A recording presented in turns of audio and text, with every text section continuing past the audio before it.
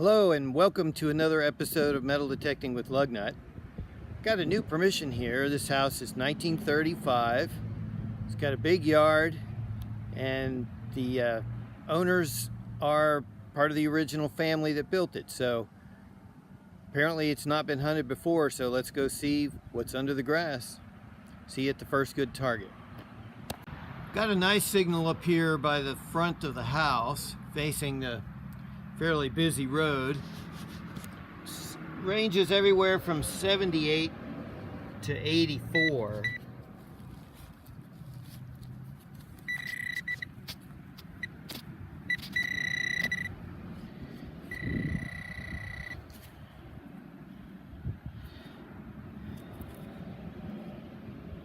Clad dime. Alright, next target. That clad dime ended up being part of a nickel copper penny clad dime spill.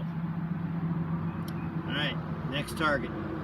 Well, here's a little copper ring, a little worse for wear. Still has a couple stones in it. Signal was 6970, a couple inches down. That, I would say, is really the first interesting target. I've been finding pieces of a brass lamp, one of which was way up in the 89, 90, should have been a $50. But this is an interesting little personal item.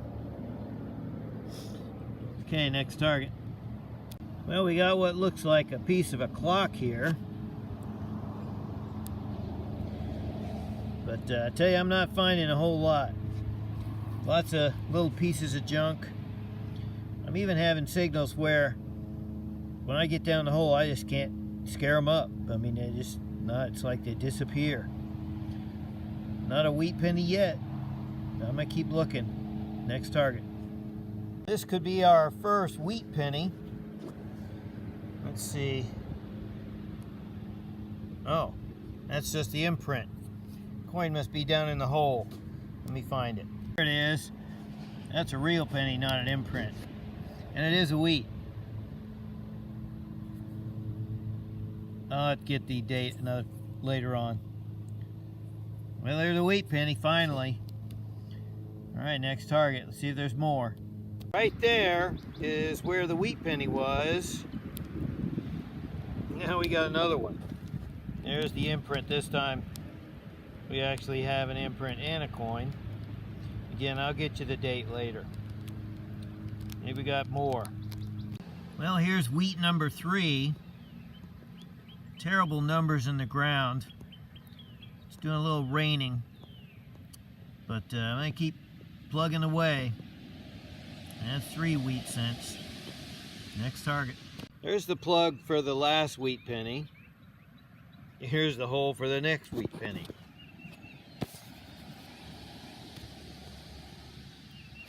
Well, this one is green. Look at the back of this thing. That's pretty nice. I'd say that's a spill because they're not a foot apart. So it's 2 wheat spills and a clad spill. Keep going. The plug, I see it. You might be able to see it too right there in the middle.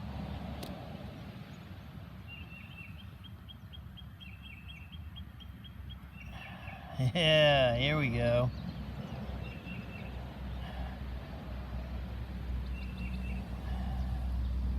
Roosevelt. Shiny. Let me rinse that off, see if we can get a date. Be right back. Okay, well, if you've watched this channel at all, you'll know that in 1959 is my birth year. I don't believe I've ever dug a Rosie from my birth year. This, I think, is a first. Plenty of pennies, which is first year memorial. But I think this is the first time I've ever dug a dime. And it's a D mint mark. That's awesome. Very cool. All right. See if we can find some more. Next target. Well, I think we got our fourth spill here. Swung back over the plug after I pulled that dime. And I was getting a nickel signal. Let's see what we have down in here. I didn't see it, but there, see that down in there? Yeah, it's definitely a nickel.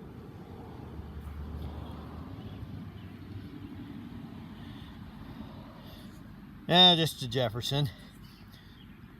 But spill number 4. That's probably the most spills I've ever gotten at a place. So that's a dime and a nickel. Next target. I made a big mess here. You can see I was chasing a signal that was 84, 85. So I was hoping for a silver quarter, but it looks like we might have some kind of a tag. Oh, it's got a bunch of holes in it.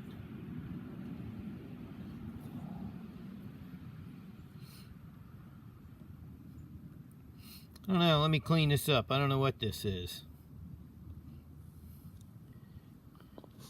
Look at this. Cracker Jack, join the Cracker Jack Mystery Club. Save this something, something, something. Looks like somebody poked a bunch of holes in it.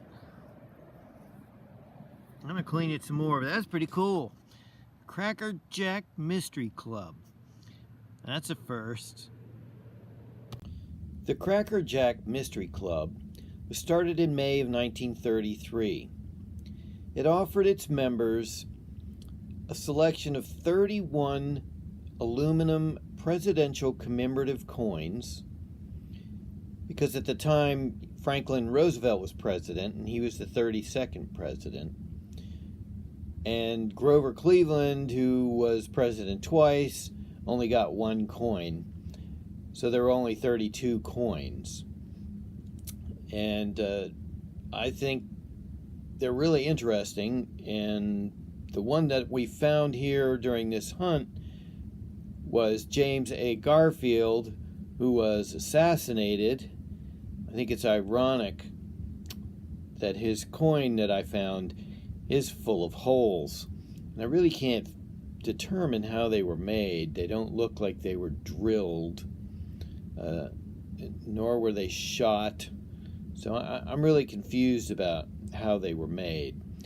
But it's a super interesting find.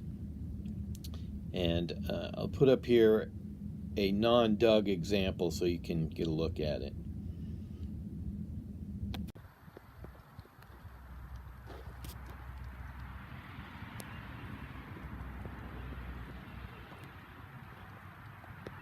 Well, we're going to close this hunt with another wheat penny.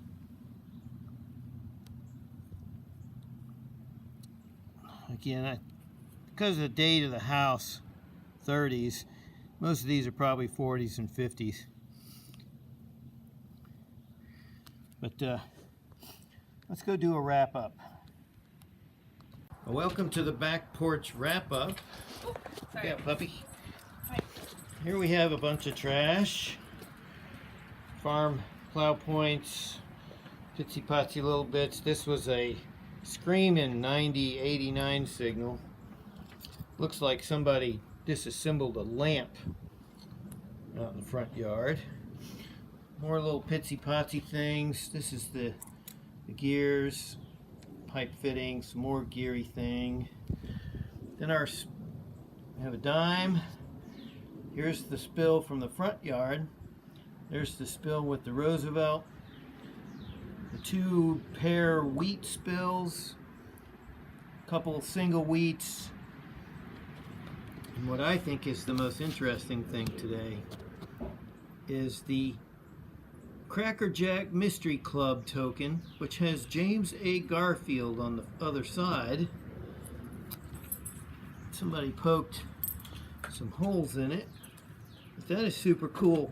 I've never seen one of those, and I'm going to look that up on the internet, and I'll put a picture of it right there. Alright, well, thanks for watching, and come back again next week when we once again go looking for what's under the grass.